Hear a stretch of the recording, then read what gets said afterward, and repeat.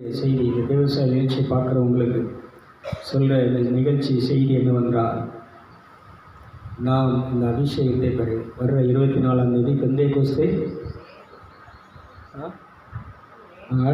அடுத்த மே 24 மே மாதம் 24ஆம் தேதி பெந்தேகோஸ்தே திருநாள். இந்த 120 மேல் ஆவியானவர் அக்கினிமயமாக இறங்கி வந்து அவங்க பரலோக பாசைகளை தேவதூதருக்கு பாசைகளை பேசி, நான் இன்னொன்று சொல்கிறேன், உங்களுக்கு இந்த விண்ணகத்தினுடைய மேனி வந்துருச்சுன்னு சொன்னால் அந்நிய பாஷை தாராளமாக ஊற்று போல் நினைஞ்சிட்டு இருக்கோம். நீங்கள் பரலோக பாஷையை தான் பேசுவீங்க, தெய்வ தூதருடைய பாஷையை தான் நினைச்சுவீங்க. இது காத்திருக்கோம்.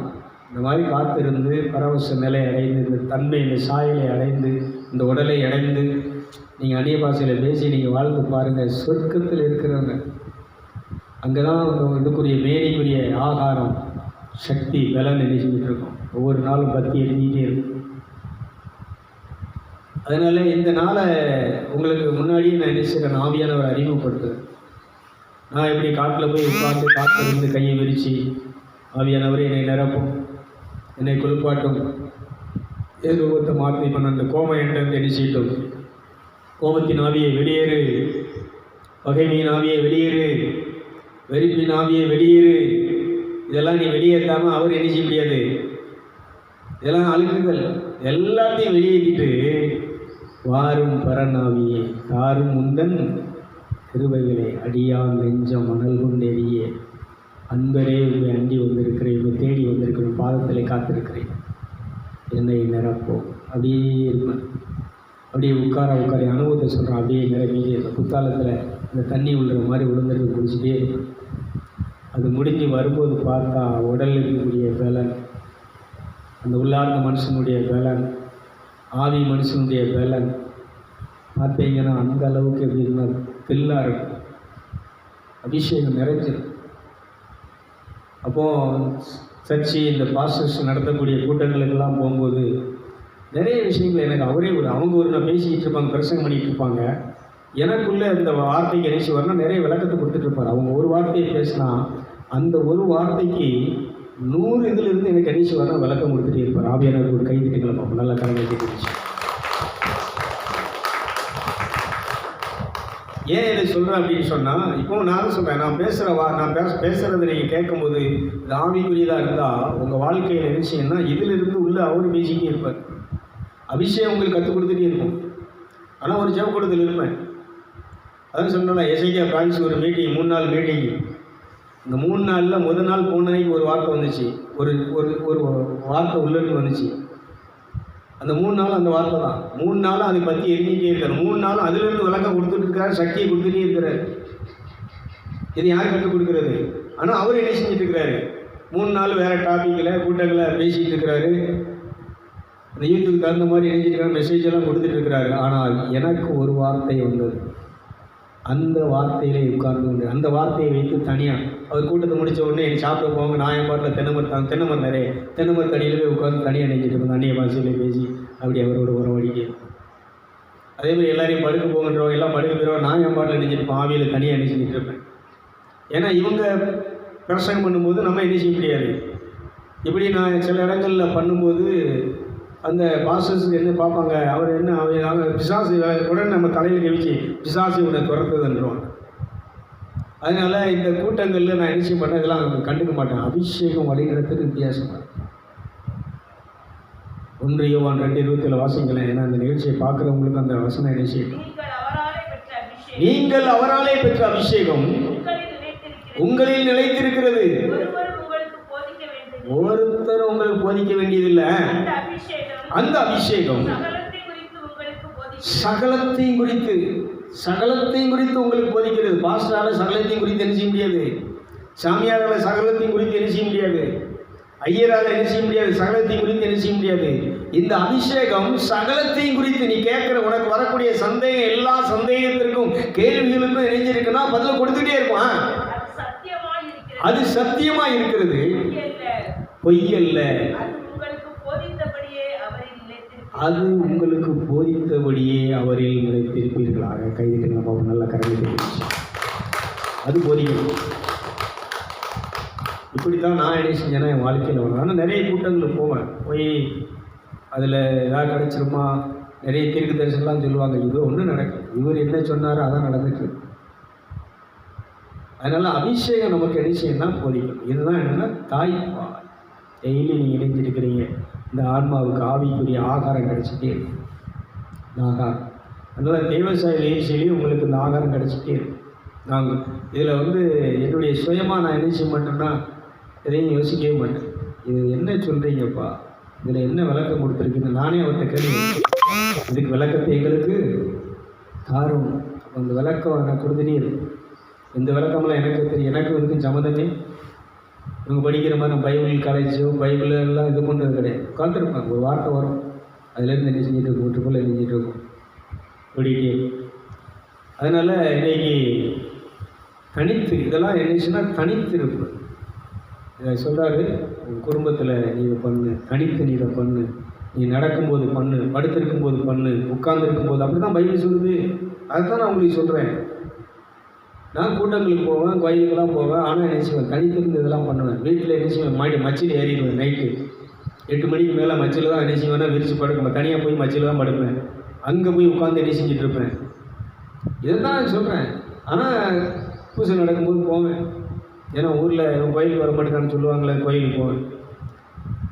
அங்கே ஒரு பாத்திமா சிஸ்டர்னு ஆஸ்பத்திரியில் ஒரு சிஸ்டர் உண்டு. அவங்க நாங்கள் எல்லாம் ஒரு சில பசங்களாக சேர்ந்து நினைச்சோன்னா அந்த ஆஸ்பத்திரியில் ஒரு ரூமில் உட்காந்து நினைச்சோன்னா ஜெபம் பண்ணிகிட்டு இருப்போம். இந்த மாதிரி கையை உயர்த்தி ஆவியில் நிரம்பி நெஞ்சிட்டு இருப்போம். இப்படி நாங்கள் குரூப்பாக உட்காந்து நினைச்சோம். அதனால் இந்த ஃபேஸ்புக் குரூப்பில் இருக்கிறவங்களுக்கு சொல்கிறேன், குரூப்பாக நீங்கள் தனித்தனியாக உட்காந்து. கொரியாவில் எப்படி எழுப்புது வந்து தெரியுமா? ஒவ்வொரு ஊர்லேயும் ஒவ்வொரு வீடுகளையும் இந்த மாதிரி உட்காந்து குரூப்பாக நினைச்சேன். கொரியாவில் எழுப்புவதற்கு காரணம், இந்த குறுப்புகள் ஆவியை நிரம்பி அந்நிய பாஷையிலே இந்த ஆவிக்குரிய உடலை மேனியை அவர்கள் வளர்த்து கொண்டிருந்தார்கள். கொரியாவில் எழுப்புதல் வந்து கைதிகை விஷயம் நல்லா கடமைப்பட்டு ஏன்னா அந்த ஜெபக்கூட்டத்துக்கு போயிட்டு அங்கே இன்றைக்கி நிறைய பேருடைய இந்த ஜெபக்கூட்டத்தினுடைய போகிறது என்னன்னு பார்த்தீங்கன்னா, சென்னையில் மற்ற டவுன்லலாம் பார்த்தீங்கன்னா அங்கே இவங்க 3/4 மணி நேரம் 1 மணி நேரம் நினைச்சவங்க 1.5 மணி நேரத்தில் 1.5 மணி நேரத்தில் முடிப்பாங்க. முடித்த உடனே இவங்க மார்க்கெட்டுக்கு போய் ஹோட்டலில் போய் உட்காந்து ஹோட்டலில் 1 மணி நேரம் செலவழிப்பான். மார்க்கெட்டில் போய் 1 மணி நேரம் 1.5 மணி நேரம் செலவழிப்பான். நகைக்கடையில் கவரிங் கடையில் போய் 1 மணி நேரம் 1.5 மணி நேரம் செலவழிப்பான்.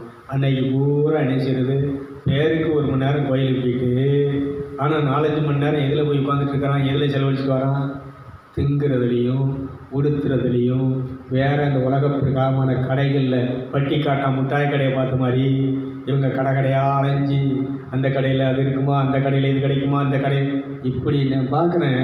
இந்த சர்ச்சுக்கு போகிற கோஷ்டியெல்லாம் பார்த்தீங்கன்னா போயிட்டு அங்கே போய் எல்லா வேலையும் பார்த்துட்டு வாங்கிக்கிட்டு பை நிறைய இழுத்துக்கிட்டு அருளை இழுத்துட்டு வரமாட்டாங்க, இந்த அபிஷேகத்தை நிரப்பிட்டு வரமாட்டாங்க, ஆண்டோடைய வார்த்தையை நிரப்பிட்டு வரமாட்டாங்க. உலகத்துக்குரிய காரியங்கள் எல்லாத்தையும் பையாக இழுத்துட்டு எங்கே வருவானா, வீட்டுக்கு வருவான். இதோட யாரையும் இழுத்துட்டு வருவான்னா இந்த விசாசையும் இழுத்துட்டு வருவான். கோபம் இருக்கும், டென்ஷன் இருக்கும், வெறுப்பு இருக்கும், கவலை இருக்கும், பயம் இருக்கும்.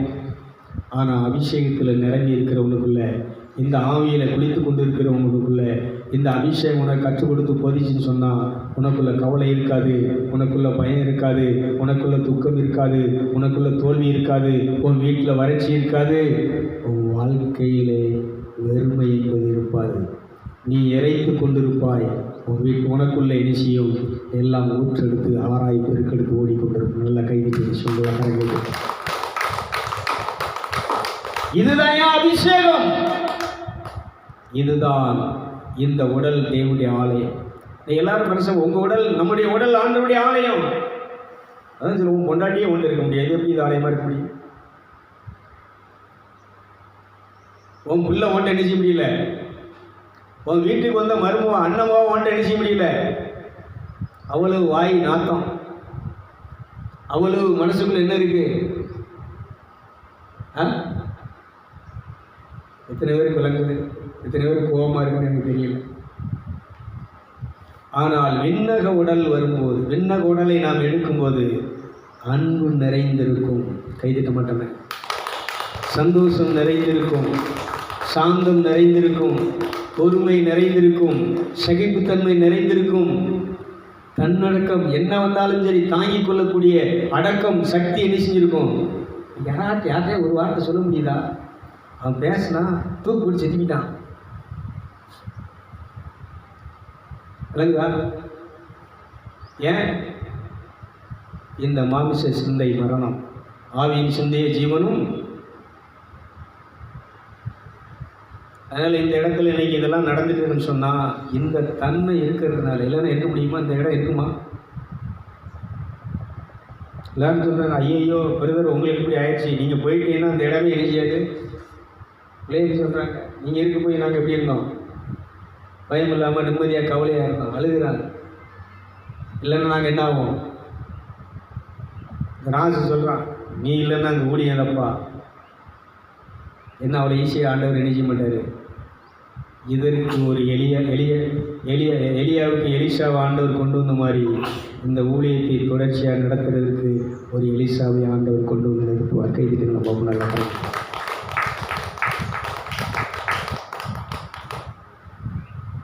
அதனால் இந்த ஊழியம் என்பது நல்லா நீ கவனிக்கணும், அவருடைய, என்னுடையது கிடையாது. இது முதல்ல ஒரு விஷயம் காட்டினார். அமல்ராஜ் சாமியார்கிட்ட இந்த இதை கொடுக்கறதுக்கு ஒரு கூட்டம், தேவதூருடைய கூட்டம் என்ன செஞ்சுருக்கிறாங்கன்னா மொத்தமாக வந்து என்ன செஞ்சாங்க, இறங்கி ஒரு வாரம் வெயிட் பண்ணிட்டு இருக்கிறாங்க. இவர் இந்த இடத்துல இல்லை, வரல. அப்போ தான் சொல்கிறாங்க, அந்த ஆள் வரமாட்டோம், அந்த ஆள்கிட்ட இதை கொடுக்க முடியாது, இதை நாங்கள் உங்களிடத்துல கொடுக்க அனுமதி பெற்று உங்களிடத்துல ஓன்கிட்ட கொடுக்குறோன்னு சொல்லி அது ஏன்கிட்ட கொடுத்துட்டு போனாங்க. அப்போ நான் அவர்கிட்டே சொல்கிறேன், சாமி இந்த மாதிரி ஒரு ஏஞ்சல்ஸ் கூட்டம் வந்து என்ன செஞ்சுட்டு போகுது உங்கள்கிட்ட, நீங்கள் அப்போ அவருக்கு வரமாட்டார். ஏதாவது ரொம்ப டார்ச்சர் பண்ணும்போது பூஜைக்கு மட்டும் வருவார், இல்லைன்னா எனக்கு வரவே மாட்டார். எந்த வேலையும் பார்க்க மாட்டார், எந்த இதுலையும் கலந்துக்க மாட்டார். நான் சொல்கிறேன், நீங்கள் இப்படி வராமல் இருக்கிறீங்க, இந்த மாதிரி ஏஞ்சல்ஸ் வந்து கொடுத்துட்டு போகிறாங்க அப்படின்னு. அப்படியா? அவர் விட்டார். அதனால் இப்போது நான் என்ன சொல்லுவேன்னா, இதை அவர்கிட்ட திரும்ப நான் ஒப்படைக்கும் போது அவர் நினைச்சுவார்னா அது ஊழியர் ஸ்டாப் ஆகாது. இதற்கு நினைச்சுவார்னா எலிசாக்களை நினைச்சுவார்னா நீதிப்பார். அதனால் அந்த ஊழியர் நினைச்ச ஸ்டாப் ஆகாது. அதனால் ஆவிக்குரிய வாழ்க்கையை நம்ம நினைச்சோம்னா கடவுள்கிட்ட தேடுவோம். இந்த மாதிரி தேவசாயி நினச்சி பார்க்குறவங்ககிட்டையும் சொல்கிறேன், நீங்கள் கோயிலுக்கு போகிறீங்க ரைட்டு தான், இன்னிய ஸ்தலங்களுக்கு போகிறீங்க ரைட்டு தான், உபவாசம் இருக்கிறீங்க ரைட்டு தான், மற்ற ஜபங்கள் மந்திரங்களை எல்லாம் சொல்கிறீங்க ரைட்டு தான். ஆனால் ஒன்று நம்ம என்ன சொன்னால் மனசில் வச்சோம், என்னதுன்னா அபிஷேகத்தில் வளர்ந்து ஆவியானவர் வழி நடக்கும். இதுக்கு நம்ம என்ன செய்யணும்? இயேசு சொன்ன ஒரே வழி காத்துரு. இது பெரு வரைக்கும் நினைச்சு காத்துரு. இந்த இரத்தத்தை நம்ம என்ன செய்யணும்? பயன்படுத்துகிறது. இந்த இரத்தத்தை பயன்படுத்தி, இந்த நாமத்தை பயன்படுத்தி நம்ம என்ன செய்யலாம்?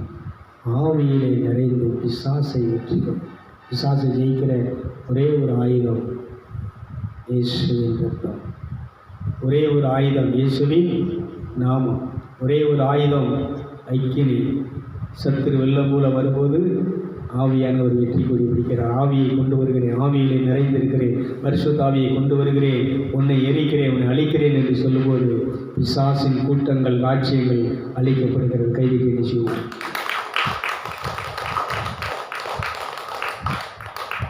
இதை நம்ம பண்ணுறோமா? சொல்லுங்க. இதெல்லாம் நீ பண்ணுறியா? கிண்ணத்தில் இருக்கக்கூடிய இரத்தத்தை வீட்டிலே இணைச்சினார்கள். சிலுவையிலே நீங்கள் அந்த கொல்கதா மலையிலே சிந்திய இரத்தத்தை நான் பயன்படுத்துகிறேன். உள்ளத்தில் விசுவாசித்தார், வாயிலை அறிக்கை பண்ணும்போது, அதை அறிக்கை பண்ணும்போது இதை நிச்சயம் இப்படி பண்ணணும். நான் அதை சொல்கிறல, 3 நாள் கழித்து ஆஸ்பத்திரியில் வந்து 3 நாள் கழித்து அப்படியே வாந்தி பண்ணி போட்ட மாதிரி என்னை கீழே போட்டு அவன் செத்த மாதிரி கீழே விழுந்தான். சுய உணர்வு வந்தது. அப்புறம் பார்க்குறவங்க உடம்பு நிறம். அதான் சொல்கிறேன், எல்லோரும் நீங்கள் என்னை பார்த்தவங்களுக்கு எல்லாருக்கும் நான் கேட்குறேன், யாருக்காவது நான் நடப்பேன்னு உங்களுக்கு நம்பிக்கை இருந்துச்சா? இல்லைம்மா? என்ன எப்படி இருக்கு? இவர் நடப்பாரா? ஆராதனை இந்த கூட்டம் யார் நடத்துவா அப்படின்னு பார்க்க செத்து போயிடுவான். நடப்பாங்கிற எண்ணம் கூட இல்லை, ஆள் செத்து போயிடுவான். அடுத்து இந்த ஆராதனை யார் நடத்துவா? அதான் இல்லை, தப்பு கிடையாது. இருந்த நிலையம் அப்படி தான். நானே ஆட்டோவில் போகும்போது இருக்க முடியல, வாமிட்டு வருது. அப்படியே வாந்தி எடுத்துகிட்டு பழனிசாமி தான் உட்காந்துருக்குற அவர் மடியில் அப்படி சாஞ்சி. எனக்கே ஒன்று அதான் சொன்னேன், அட்டாக் உடம்பு நெஞ்செல்லாம் அப்படி வேர்த்து குளிர்ந்துருச்சு. அட்டாக்கு இதாகி மரணத்துக்குரிய ஒரு அறிகுறி எதில் வந்துருச்சுன்னா நெஞ்சில் நெஞ்சிருச்சு, வேறு அந்த உடல் குளிர்ந்து ஐஸாகிடுச்சு.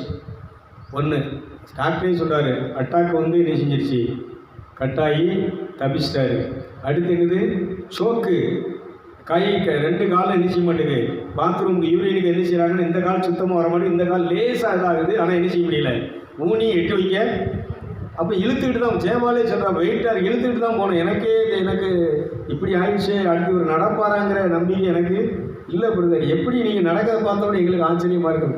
அந்த நெர்ஸு பிள்ளையெல்லாம் பார்த்து மேனேஜர்கிட்ட இவர் பாஸ்டா, இவரா நடந்து வராரு, இவரா ஆச்சரியமாக பார்த்தாங்க. ஏன்னா யாருக்குமே என்ன அடுத்து அப்போ டாக்டர் சொல்கிறார், சோக்கும் என்ன செஞ்சிருச்சு, கட்டாயிடுச்சு, சோக்கும் நெஞ்சிருச்சு, இதாகிடுச்சு. அடுத்தாப்புல விக்கல், இந்த விக்கல் வந்தாலே அடுத்து என்னது தான். அப்போ அவங்க மாத்திரையை கொடுத்துட்டே இருக்கிறாங்க. டிஸ்சார்ஜ் ஆகி இது பண்ணும்போது 3 நாளைக்கு ஒரு அந்த விக்கலுக்குரிய மாத்திரை என்ன செய்கிறாரு, போடலை, ஒரு நேரம் மட்டும் போட்டேன், ஸ்டாப், எல்லாத்தையும் பைண்டிங் பண்ணுறேன்.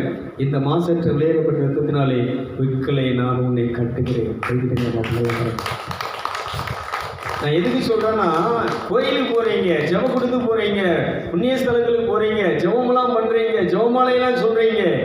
ஆனால் எதை பயன்படுத்தினால் ஜெயிக்க முடியுமோ அதை நம்ம என்ன செய்யலை, பயன்படுத்தலை தான் பிரச்சனை. என்ன ராமேஸ்வரம் அப்படி தான். இதை நம்ம என்ன செய்யணும், தனித்திருந்து வீட்டில் உட்காந்து என்ன செய்யணும். முடியாத நேரத்தில் இன்றைக்கி எல்லோரும் என்ன செய்கிறாங்க, எங்களுக்கு எழுதுங்கள், இவங்க அவங்களுக்கு எழுதுறது, அவர் என்ன செய்வார், டாக்டர்கிட்ட இவங்க என்ன செய்வாங்க, டாக்டர் அவர் முடிஞ்ச ஊசியாக என்னெல்லாம் இருக்க மருந்து மாத்திரைகள் இருக்கும் அத்தனையும் கொடுப்பார், அதோட என்ன செஞ்சு அவருடைய வேலை. ஆனால் அதையும் தாண்டி ஒருத்தன் உள்ள வேலை செஞ்சுட்டு இருக்கிறான். அதான் சொல்லலாம், அந்த அம்மா பையன் என்ன செஞ்சான், நல்ல பையன், அன்பான பையன், யாருக்கு என் தொந்தரில்லாத பையன், கொண்டாட்டி அழுகிறாலாம், என்னை எப்பவும் கூப்பிடுவார், எப்பவும் பாசம், என்னை அடித்தது கிடையாது, திட்டது கிடையாது, என்னை கஷ்டப்பட விட்டது கிடையாது. அந்த மனுஷனுக்கு அதான் சொல்கிறேன், நல்ல மனுஷன்தான், உண்மையான மனுஷன்தான், எந்த தப்பு தண்டவும் பண்ணாத மனுஷன்தான். ஆனால் எதை பயன்படுத்தலை, முக்கியமான ஆயுதத்தை நிச்சயில, தன்னை காக்கக்கூடிய அந்த கவசத்தை அவர் நிச்சயில குடித்திக்கல. அதனால் நிறைய பேர் சொல்லுவாங்க, கடவுள் எங்ககிட்ட இருக்கிறாரு, நாங்கள் கடவுளை நினைக்கிறாங்க செய்தோம், கோயிலுக்கெல்லாம் போக வேண்டியதில்லை. இதெல்லாம் நிறைய மத்தால பேசுகிறவங்க இருக்கிறாங்க. பரிசேர் இன்னைக்கு இந்த ஜெபப்படுத்துன்னு நான் சொல்கிறேன், பாஸ்டர்ஸ்லாம் நல்லவங்க தான், நல்ல ஊழியம் செய்கிறவங்க, பைபிள் காலேஜ் படித்து. இது வந்து பரிசேரில் பார்த்து சொல்லுவார், குடிகாரன் பரலூர் ராட்சியத்தில் வந்துடுவான், விபச்சாரம் பண்ணுறவன் பரலூர் ராட்சியத்தில் வந்துடுவான், தப்பு பண்ணுறவன்லாம் பரலூர் ராட்சியத்தில் வந்துடுவான். ஆனால் இந்த பரிசேர் கொடுத்து பார்த்து சொல்கிறாரு, நீங்கள் தேவனுடைய ராட்சியத்துக்குள்ள என்ன செய்ய முடியாது. ஏன் சொன்னார், பரிசேயர்னா யார் தெரியுமா, 10 கட்டளை அப்படியே கடைபிடிச்சவங்க, அமாவாசை உபவாச நாட்களை அப்படியே நினைக்கிறவங்க, கடைபிடிக்கிறவங்க. இந்த நம்ம இஸ்லாமியர்கள் மாதிரி குரான் சொல்லபடி நைட்டு 6 மணி ஆகிட்டுனா அதுக்கப்புறம் தண்ணி விடிய நினைச்ச மாட்டாங்க, தண்ணியை விழுங்க மாட்டாங்க, எச்ச கூட விழுங்க மாட்டாங்க, அப்படி நோன்பு நினைச்சுவாங்க. இது மாதிரி அவங்க கரெக்டாக இந்த நியாயப்பிரமாணத்தில் என்ன சொல்லியிருக்கோ அதன்படி கரெக்டாக நியாயப்பிரமாணத்தை கடைபிடிச்சு கை கொண்டு வாழ்ந்தவங்க, சின்ன தப்பு கூட பண்ண மாட்டாங்க. அவங்கள பார்த்து சொல்கிறாரு, நீங்கள் என்ன செய்ய மாட்டீங்க, வெளிவேடக்காரர்கள் தேவனுடைய ராஜ்யத்தில் என்ன செய்ய மாட்டீங்க. ஏன் நாங்கள் எப்படி இதாக இருக்கிறோம், நாங்கள் பைபிள் காலேஜ் படிச்சிருக்கிறோம், நாங்கள் இந்த நியாயப்பிரமாணத்தை கரெக்டாக நினைச்சிக்கிறோம், அமாவாசை உபவாச நாட்களை கரெக்டாக நினைச்சிட்டு இருக்கிறோம், 10 ரூபாகத்தை கரெக்டாக நினைச்சிட்டு இருக்கிறோம், கொடுத்துட்டு இருக்கிறவங்க 10 ரூபா சீரகத்தில், வெந்தயத்தில், எல்லாத்துலேயும் தசமம் பாகம் கொடுத்தவங்க. அவங்கள பார்த்தா சொல்கிறார், ஏன்னா அவங்ககிட்ட இருக்கக்கூடிய இருமை, பானவம், இதயத்தில் இருக்கக்கூடிய அகந்தை. அவங்க மற்றவங்களை என்ன செய்ய மாட்டாங்க, நம்மளை மாதிரி ஆட்களை என்ன செய்ய மாட்டாங்க, இந்துக்களை என்ன செய்ய மாட்டாங்க, இந்த கத்தோலிக்கர்களை என்ன செய்ய மாட்டாங்க. அதனால் இந்த பெந்தைகாஸ்காரன் இருக்கக்கூடிய பிரச்சனை தான். நாங்கள் ஆவிக்குரிய சபை, நீங்கள் என்ன கும்பிடுவீங்க, விக்கிரகத்தை கும்பிடுவீங்க, நீங்கள் சிலையை கும்பிடுவீங்க, நீங்கள் இந்துக்காரங்க, நீங்கள் கத்தோலிக்கர்கள், நீங்கள் மாதாவை கும்பிடுவீங்க. நான் சொல்கிறேன், இவங்க மனம் திரும்பி இந்த மாதிரி சுவிசேஷத்தை கேட்டு அவங்க திரும்பி போயிடுவாங்க. நாங்கள் பாவி அப்பா, நாங்கள் தப்பு பண்ணி நான் பண்ணோம்ல ஆண்டவரே, தப்பு பண்ணிட்டேன், உங்களுக்கு கொடுக்க வேண்டிய இடத்தை நான் அணிஞ்சிக்கிட்டேன், உங்கள் சீடர்களுக்கு கொடுத்து அவங்க மன்றாட்டுகளை சொல்லி அவங்க பிரார்த்தனைகளை பண்ணி நான் உங்களை மறந்து உங்களை தேடாமல் இருந்து தப்பு என்னை மன்னியும். இப்போ எங்கள் பாவத்திலிருந்து என்னை மன்னிச்சு உங்கள் ரத்தத்தால் கழுவி அந்த மாசற்ற வெளியேறப்பட்டதுனால என்னை விடுவிச்சு உங்கள் ஆவியால் நிரப்புங்க. எனக்கு இந்த புது உடலை தாங்க, எனக்கு அந்த விண்ணக சாயல் அந்த விண்ணக உடலை தாங்க, இந்த வானகத்துக்குரிய உன்னதத்துக்குரிய மேனியை தாங்கன்னு சொல்லும்போது இன்னைக்கு எனக்கு தந்துட்டாங்க. என்ன கத்தோலிக்கன்னு சொன்னவங்க முன்னால் இன்னைக்கு அவங்க பாசுமாறு உங்களை மாதிரி நாங்கள் பிரசங்கம் பண்ண முடியாது. பண்ணுனா எங்கள் சபைக்கு ஆள் வர அருளகத்தில் உனக்கு இடம் பிரச்சனை தான். அதனால் நீங்கள் பைபிள் கழிச்சு அதனால நல்லா முடியுங்க. நிறைய சபையெல்லாம் கரெக்டாக இருந்துச்சு, இத்தனை மணிக்கு வரணும், நீங்கள் உங்கள் இஷ்டத்துக்குலாம் வரீங்க. அங்கே அப்படியெல்லாம் என்ன செய்ய முடியாது, கட்டுப்பட்டு நிற்பாங்க. கரெக்டாக இத்தனை மணிக்கு என்ன செய்யணும், வரணும், சட்டாப்பட்டாக நிற்பாங்க. தசவம் கண்டிப்பாக என்ன செய்யணும், கொடுக்கணும். எல்லாம் கரெக்டாக நல்ல இது பண்ணுறவங்க. வீடு வீடாக போவாங்க, தெரு நின்று ஆடிக்கு நிற்குவாங்க, ஊழியமெல்லாம் பண்ணுவாங்க, பிரசங்கமெல்லாம் பண்ணுவாங்க, இயேசுதான் ஆண்டு எல்லாம் நல்லா பண்ணுவாங்க. ஆனால் யாரையும் நினைக்க மாட்டாங்க, நீ பேயை கும்பிடுத, நீ மாதாவை கும்பிடுத. இங்கேதான் பிரச்சனையே இருக்கு. நானே சொல்கிறேன், மாதாவை கும்பிடுது யார்? நம்ம கத்தோலிக்க மக்கள், என்னுடைய ஃப்ரெண்ட்ஸுக்கு. நான் ஒரு கத்தோலிக்கன். ஆனால் நம்ம தவறுகள் என்னங்கிறத உணர்ந்து அதை மாற்றி கொள்ளும்போது இந்த கத்தோலிக்கர்கள் எல்லாரும், இந்துக்கள் எல்லோரும் பரலோக ராஜ்யத்திலே வந்து விடுவார். கைவிடுங்க பார்ப்போம். இவங்க மனம் திரும்பிடுவாங்க. நான் உணர்ந்தோம்ல, நம்ம பண்ணி தப்பு தான். இப்போ என்ன செய்யணும், மாதாவை நேசிக்கணும், அந்தோனியாரை நேசிக்கணும். அவங்க என்ன பண்ணாங்களோ அதன்படி நம்ம என்ன செய்யணும், அவங்க நடக்கிற மாதிரி நடக்கணும். இது உண்மை. இவங்க மாறிடுவாங்க. இந்த தேவசேலை நினைச்சு பார்க்குற அத்தனை கத்தோலிக்கர்கள் என்ன செய்கிறாங்கன்னா எனக்கு மெசேஜ் கொடுக்குறாங்க, நீங்கள் சொல்லுகிறதை நாங்கள் இன்னைக்கு சரியாக பயன்படுத்தி கொண்டு இருக்கிறோம். கைதிட்டுக்கலாங்க என்னுடைய ஃப்ரெண்ட்ஸுகளுக்கு, நண்பர்கள். அமெரிக்காவிலிருந்து என் மெயில் ஐடிக்கு ஒரு சிஸ்டர் இது பண்ணியிருந்தாங்க. நீங்கள் சொல்கிற கருத்துக்கள் உங்களுடைய சொந்த கருத்துக்களாக புதுசாக இருக்குது, நீங்கள் சொல்கிற கருத்துக்களை நாங்கள் பயன்படுத்தி கொண்டு இருக்கிறோம். இதை அந்த அம்மா போட்டுருந்துச்சு. 30,000 பேருக்கு மேலே எனக்கு ஃப்ரெண்ட்ஸுகள் இருக்கிறாங்க, குரூப்பில் இருக்கிறாங்க. அவங்களுக்கு நான் இதை ஷேர் பண்ணி கொண்டு இருக்கிறேன். கைதிட்டுங்களா? நம்ம அவங்க போயிடுவாங்க. நீ சொல்லிட்டு இருக்கலாம் கத்தோலிக்க மாதாவை கும்பிடுறவங்களாம் உண்மை. அவங்களாம் பக்தி வைராக்கி உள்ளவங்க. அவங்க மாதிரி நீ இருக்க முடியுமா? மணிக்கணக்கா கோயிலில் போய் எண்ணிச்சுவாங்க, ரோமால சொல்லி அப்படியே எண்ணிச்சுவாங்க. அதனால் நான் சொல்கிறேன், கத்தோலிக்கன்னா சாதாரண மனுஷங்க கிடையாது, வைராக்கியம் உள்ளவங்க. அவ்வளவு அந்த வழிபாட்டு முறைகளில் ஈடுபடக்கூடியும். நீங்கள் ஒரு குறிப்பிட்ட நேரம், அதான் சொல்லலாம், ஒரு அரை மணி நேரம் பிரசங்கம், உன் பொண்டாட்டி ஒரு அரை மணி நேரம் பாட்டு படிப்பா, உன் புள்ள ஒரு 1/4 மணி நேரம் பாட்டு படிக்கும், உனக்கு அந்த சபையில் கொஞ்சம் கொடுத்து உதவுவங்க நினைச்சுவாங்க. இப்படி ஆளுக்கு நின்று அவங்க இதை நினைச்சி போவாங்க. ஆனால் இங்கே இல்லை, இங்கே அப்படியே இல்லை. அங்கே இவங்க ஆளுக்கு நிற்க மாட்டாங்க, சாமியார் ஒருத்தர் தான் இருப்பார். அதனால் நிறைய மிஸ்டேக். அதான் இந்த பரிசேயர்களை பார்த்து சொன்னார், விண்ணரசில் நீங்கள் என்ன செய்ய முடியாது, பாவிகள், விபச்சாரக்காரர்கள், குடிகாரர்கள், இவங்கெல்லாம் என்ன செஞ்சிருவாங்கன்னா தேவராஜ்யத்தை வந்துடுவாங்கன்னா, இந்த மாதிரி இருதயத்தில் ஆணவம் கொண்டவர்கள், செருக்குள்ளவர்கள், அதெல்லாம் சொல்கிற இருதயத்திலே செருக்குடையவர் தேவனுடைய ராஜ்யத்துக்குள்ள என்ன செய்ய முடியாது. அதனால் நல்லா படித்தவங்க, பைபிள் காலேஜ் படித்தவங்க டெய்லி நல்லா ஜெபம் பண்ணுவாங்க, காலையில் எழுப்பி ஜெபம் பண்ணுவாங்க, பைபிளெல்லாம் நல்லா படிப்பாங்க, பைபிளெல்லாம் பற்றி நல்லா சொல்லுவாங்க, தெருவா வந்து என்ன செய்வாங்க, வீடு வீடாக வந்து ஜெபம் பண்ணுவாங்க, இதெல்லாம் நல்லா பண்ணுவாங்க. ஆனால் யாரை ஏற்றுக்க மாட்டாங்க. ஆனால் ஏசு யாரை ஏற்றுக்கிட்டாரு? ஏசு யாருக்கா வந்தார்? பாவிகளுக்காக வந்தார். இயேசுக்கு கைதிட்டுங்களை பார்ப்போம். இயேசுக்கு உங்களுக்கு சம்மந்தம் இருக்கா?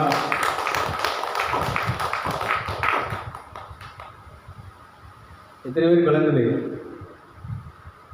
சொல்லுங்கள். நான் ஒரு தண்ணி அடிக்கிறவன், பொழுதுனைக்கும் போதை கஞ்சாவில் இருக்கிறவன், நைட்டு மட்டும் அரைப்பாயிட்டு சிகரெட்டு ஒரு பாயிட்டு ஒரு கட்டு செய்திப்படி நிச்சயம், அப்படி ஒரு சுமக்கர்.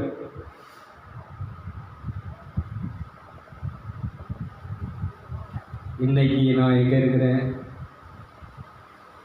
அவ்வளவு பெரிய மோசமான நிலையில். இன்னொன்று சண்டை, ஒருத்தனை பிடிக்கல அப்படின்னா என்ன செய்யும்? பேச மாட்டேன், அடித்து அவன்கிட்ட ரத்தம், அவன் மேலே ரத்தம் வந்தால் தான் எனக்கு என்ன செய்யும்? அப்படி உடம்பு இருந்துச்சு, தின்னு கொழுத்து இருந்தவன். ஆனால் இன்றைக்கி 2 கையையும் கட்டி, வாயை கட்டி, என் கண்ணை கட்டி, எல்லாத்தையும் கட்டி நினைச்சிருக்கிறார். நான் அவருடைய கட்டுப்பாட்டிலே வைத்திருக்கிறார். கைதிட்டுங்களெல்லாம் சரி. அதனால் இப்போ நம்ம ஆராதனைகளை போவோம். இதை மறந்துடாது. அதனால் யாரையும் நீ நினைச்சியாதுன்னா தீர்ப்பிடாது, யாரையும் குறைச்சி மதிப்பிடாது. பைபிள் சொல்லுகிறது, உங்களை விட மற்றவர்களாக மேன்மை பாரு. ஏன்னா இந்த ஒவ்வொரு மனுஷனுக்கும் இருக்கக்கூடிய உயிர், ஆன்மா என்பது விலையேற பெற்றது. அது தேவனிடத்திலிருந்து வந்தது. கைதிட்டுங்களமாகவும்